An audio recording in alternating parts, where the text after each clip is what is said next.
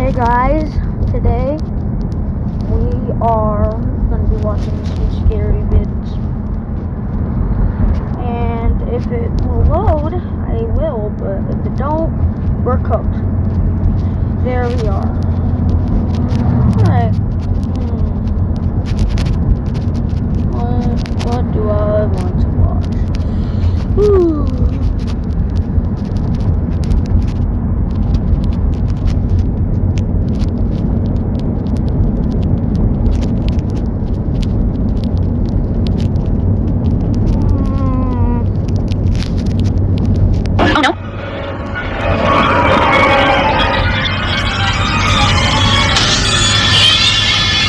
This stop tells the story of Chilo, a woman whose life took a frightening turn after a seemingly How the table turn?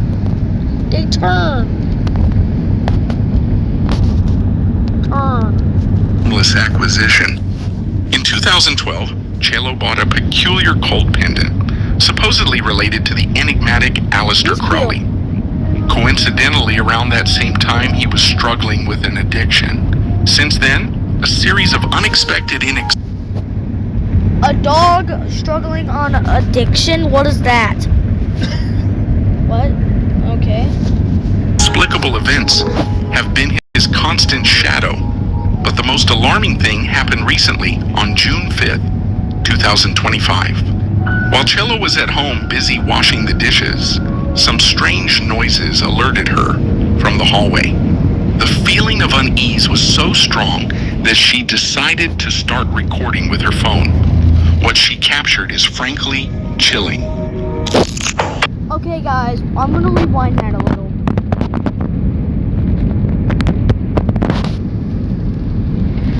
What is that shadow in her microwave? That is not her. That's so far away. That is not her. That's a shadow. How did they edit that? I bet this is edited. Crazy. Chilling. Okay, I'm so crazy, right? Here we go. Baby's terrified. That's the fakest knock I've ever heard. That's the actual fakest knock I've ever heard.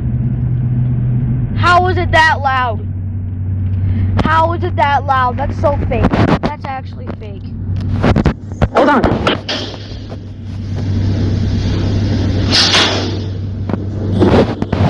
Okay, that sounds a little bit more real, but it's still not real. We know that.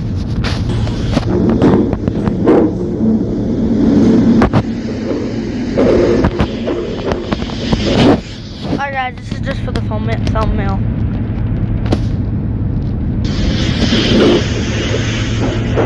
Actually, I can make a thumbnail.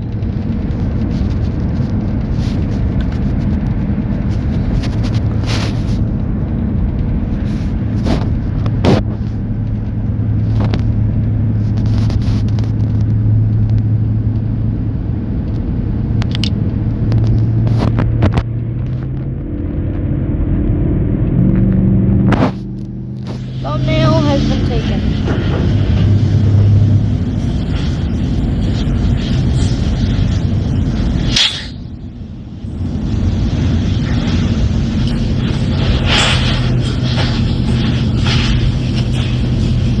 I know you're okay, Pasa.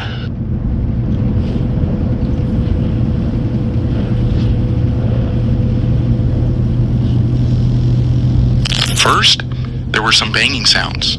Then the door at the end of the hallway started opening and closing by itself, over and over again. The camera on his phone was distorting and shaking for no apparent reason. But what really put her on alert was her dog's reaction, who ran away terrified and whimpering. Who wouldn't? Who wouldn't? A dog could be scared. A cat could be scared.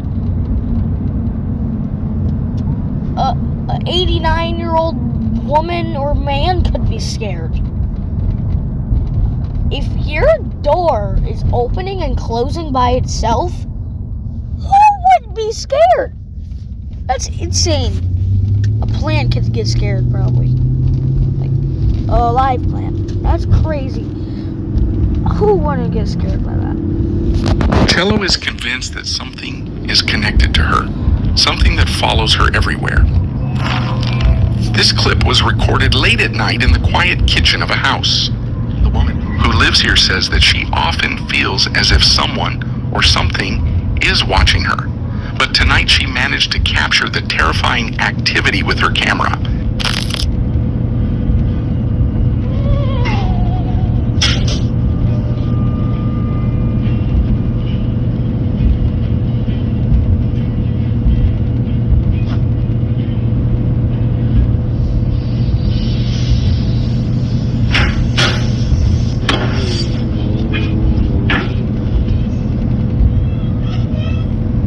She enters the kitchen, puts down a glass, and blows out a candle, when suddenly a cabinet door swings open and... Is she doing some kind of ritual or something? She has a glass of water by her.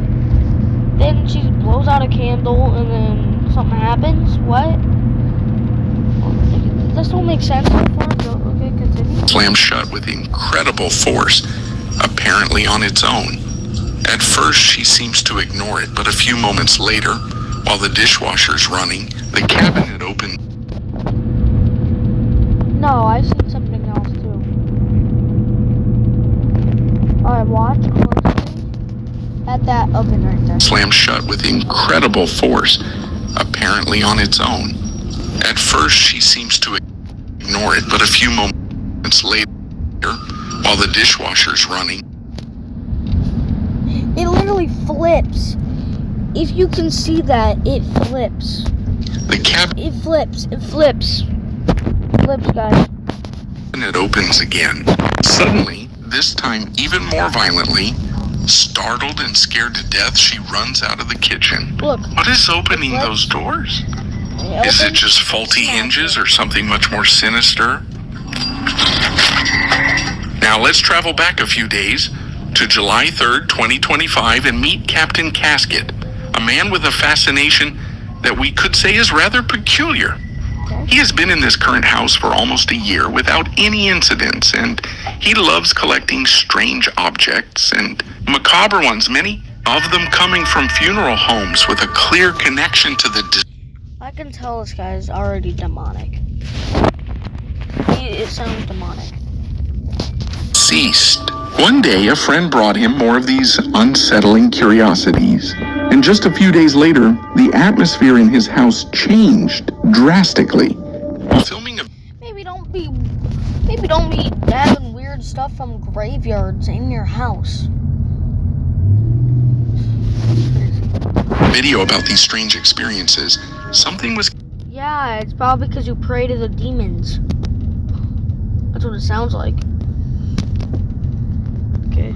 captured that would chill him to the bone. He lived in this house for probably close to a year now, and I've never had something happened here. I've never once thought there was any kind of strange things happening or ghosts or anything like that until a couple weeks ago when I was given these Hold on. Go! Ghost. like lab grade things like test tubes. And these are like a legit Pyrex brand, like super high quality glassware, right? Mm-hmm. Sure. It came from my birthday party at home. So the other day I was in my room and I started to hear like a clink, and I don't see any movement, but I hear it.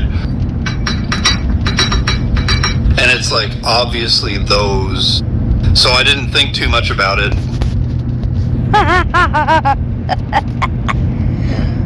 That's why he's biased, so he can move it. Duh. That's easy to cap. That's literally so easy to cap. You can get a pan. Oh no, he's doing it with oh yeah, he's doing it with the glasses. You can grab one of the glasses and just bonk it on a table. It's gonna sound exactly like that. So he's capping. And then But we'll watch. a few days later I started seeing little shadows. On the Maybe because you're in the home. Duh. There's shadows. South side of my vision, I peek over while watching television and wonder, what's going on here? I mean, like, my sleep has not been as good. What's going on here is you're seeing your shadow.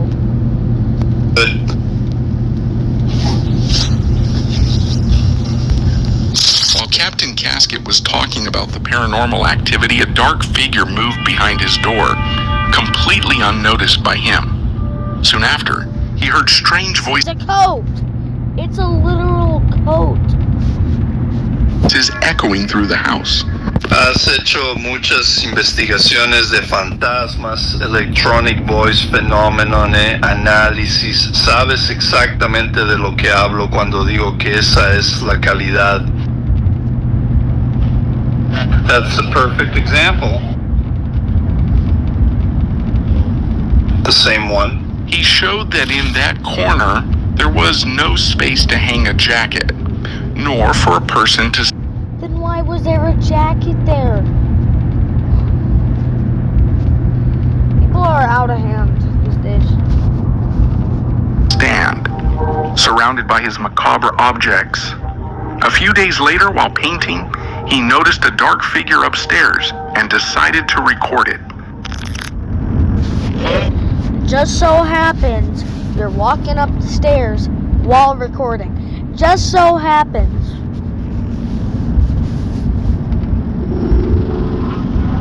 Oh, let's read that. Okay, never mind.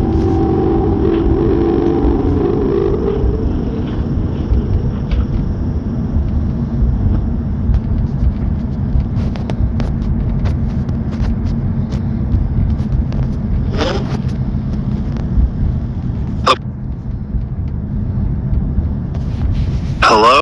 I think my microphone's cutting out on this one. Oh.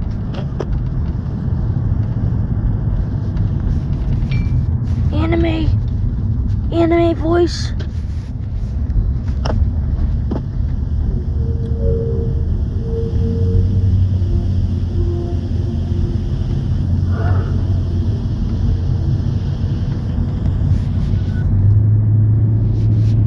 Now what? You're gonna be flipping some eggs and you're gonna be so surprised that an egg was up in the air because you flipped it? Nah, I think that's what's gonna happen next. Paranormal activity. Paranormal activity number 2.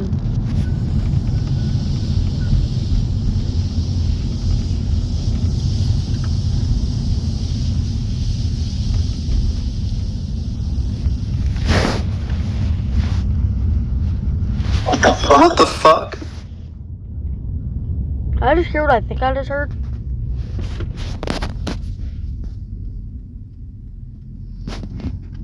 Okay. We'll just skip right to the end. And there, the video's over. Not this video, but that video.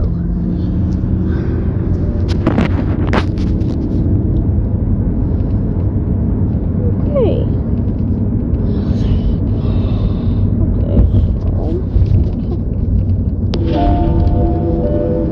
Hey, nope. This happened back in 2015 during a hike I took in Arizona. The trail went through a short bit of desert, then up a medium-sized mountain that led to a canyon-like walkthrough at the top. Going for 8 to 10 hour hikes alone was my way of clearing my mind and getting away from the stress of everyday life. Anyways, the trail didn't seem to be well known, as there wasn't any parking nearby, and the trailhead was really hard to find. It was hidden behind a line of thick bushes, and the path was faint and faded. I never really specifically looked for low traffic trails, but I didn't like running into people all the time on high traffic trails either, so I was fine with the path being unknown. As I continued down, the trees began to look more and more dry, until most of them just seemed dead. Many had fallen over the trail, or had multiple thick branches falling off. The trail definitely hadn't been taken care of in the past few years. Making my way further down, the path began to lead through layers of thick overgrown bushes. The path was distinct enough to know that I was still on the trail though, so I kept going. But that's when I heard a very distinct sound. A whistle coming from up the mountain. was faint, but I could hear the whistling hold a few notes before it stopped. I will admit, it was creepy and made me pretty uncomfortable, but I just figured someone else was on the trail. In the moment, that was the only thing that made sense.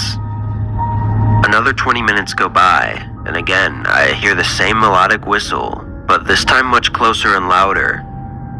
I was a little more creeped out this time, but I wasn't about to leave the trail just because of some guy whistling nearby.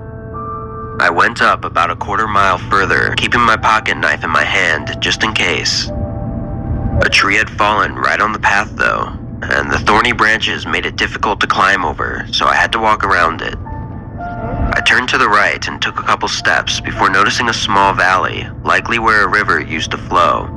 However, right in the middle was a small den made of large sticks. From the complexity of it, I knew it had to be man-made. Okay, that's scary. I started putting the whistling in the den together, figuring someone might actually be living here. I got a bad feeling about the whole thing and decided I needed to go right away. But just as I turned to leave the valley, that same whistle came from right behind me. I felt my heart stop out of fear as I quickly turned to face the den. To my surprise, there was a goat standing just behind the valley, exactly where I heard the whistle from. Huh? Its eyes felt like they were staring into me as it stood there motionless. I also couldn't help but notice how large it was compared to other ones that I'd seen around the area.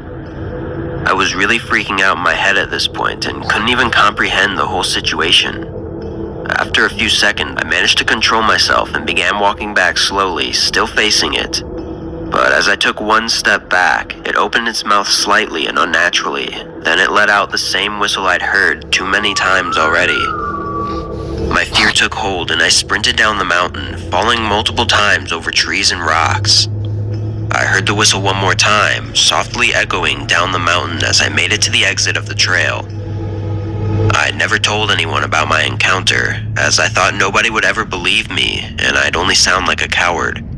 But I hadn't heard about skinwalkers until recently, and as soon as I dug deeper into them, I realized that that may be the only possible explanation to what I saw.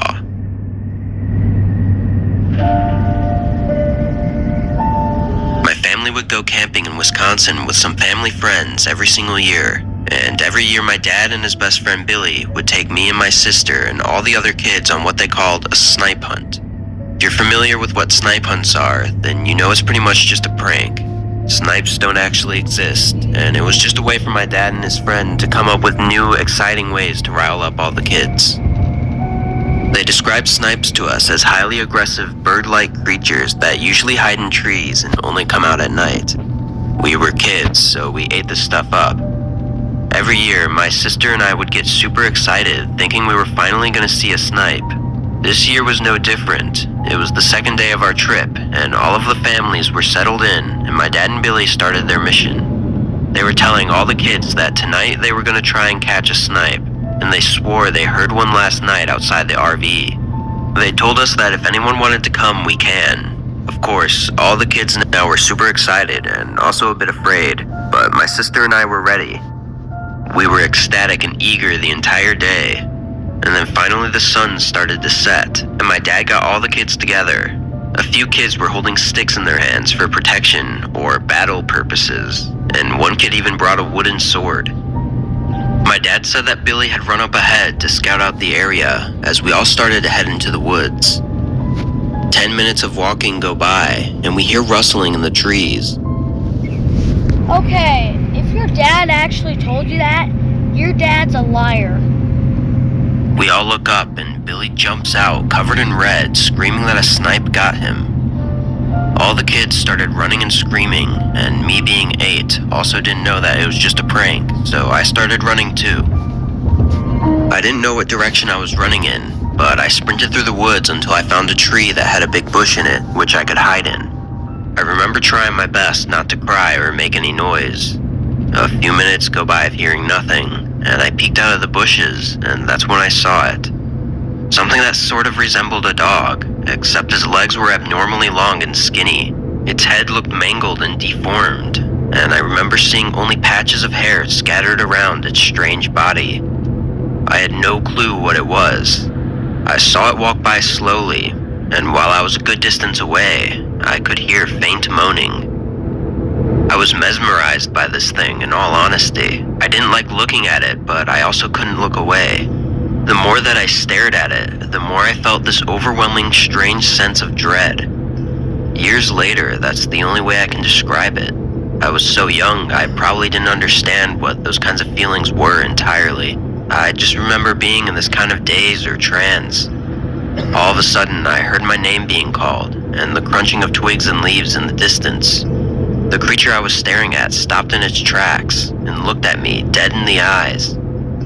Our mutual gaze was broken by my father grabbing my arm and picking me up, scolding me about running so far and how it was just a joke and that he was sorry. I'm sure a ton of emotions were running through him, but for me, all I was concerned about was this creature. I turned to look if it was still there, but it was gone. I didn't even hear it run away. As my dad and I walked back to the camp, I told him what I saw and how I thought it might have been a snipe. Of course, he said it couldn't have been, and that was the year that I learned that snipes weren't real. Looking back, I'm not sure what I saw that night. I told myself for years that it was just a really big coyote, but something in me knew that it wasn't, and I didn't know why. It wasn't until I learned about skinwalkers that my gut told me that's what it was. To this day, I have no explanation. It could have been anything.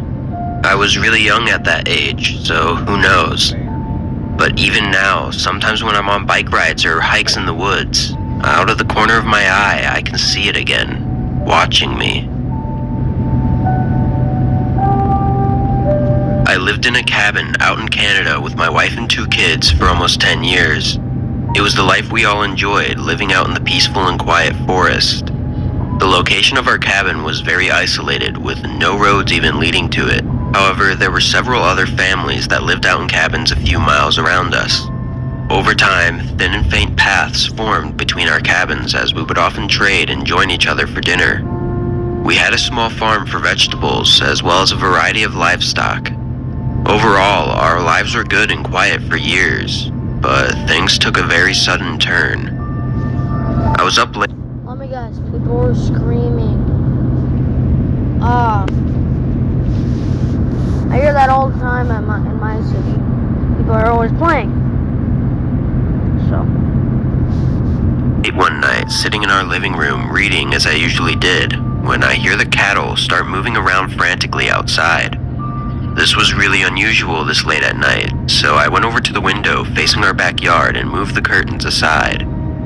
All of the cattle were on the far left side of the field, moving quickly as if they were running away from something. I shifted my gaze over to the right side, and I couldn't see much through the darkness, but after my eyes adjusted, I was able to make out a very large deer standing partially behind a tree facing the house. It was very still, not moving at all, just looking in my direction. I couldn't tell if it was looking at me directly, but it gave me a very uneasy feeling. I didn't understand why the cattle would run from a deer, but seeing as it was nothing dangerous, I closed the curtain and went back to reading. A few more weeks go by as usual, before my wife wakes me up in the middle of the night. "What's going on?" She told me to be quiet and listen. I could see the fear in her eyes, as if she'd been up for a while now. Very quietly, I could hear something moving around the cabin slowly. It sounded as if someone was dragging a stick along the walls all the way around. But after the sound made a full circle around the cabin, it stopped. I immediately got up and went to my kids' room to make sure they were okay, then grabbed my hunting rifle and went around to every window. I didn't see anything until the last window I checked, which was my bedroom window, where I could see the same deer standing in the dark forest staring in my direction, not moving at all. Again, I'd never seen an animal act like this before, and I had no explanation for the sounds around the cabin. A dark feeling fell over me, and I closed the curtain. I didn't know what was going on, but it was beginning to make me paranoid. I didn't believe in anything paranormal or possessive, but this was hard to wrap my head around. The next morning, I decided to take a long walk to one of my neighbors' cabins to ask if they had experienced anything unusual lately. I told my wife to keep the kids in the house and to make sure everything was locked. then headed down the path. The whole first mile, I was just trying to come up with any possible explanation for the events that had been happening, but the more I thought about it, the more scared I'd get. Halfway to my neighbor's cabin, I got a weird feeling, and almost instantly I heard leaves rustling behind me. I turned around and met the eyes of the deer, standing right on the path just 15 to 20 feet from me. Staring into its eyes, chills ran down my entire body as I noticed white around its iris and small pupils, a distinct feature to that of human eyes. I turned back around and ran all the way to my neighbor's cabin, practically in tears as I had just witnessed something that I believed could not even be true. Thankfully, my neighbor was home and settled me down when I arrived.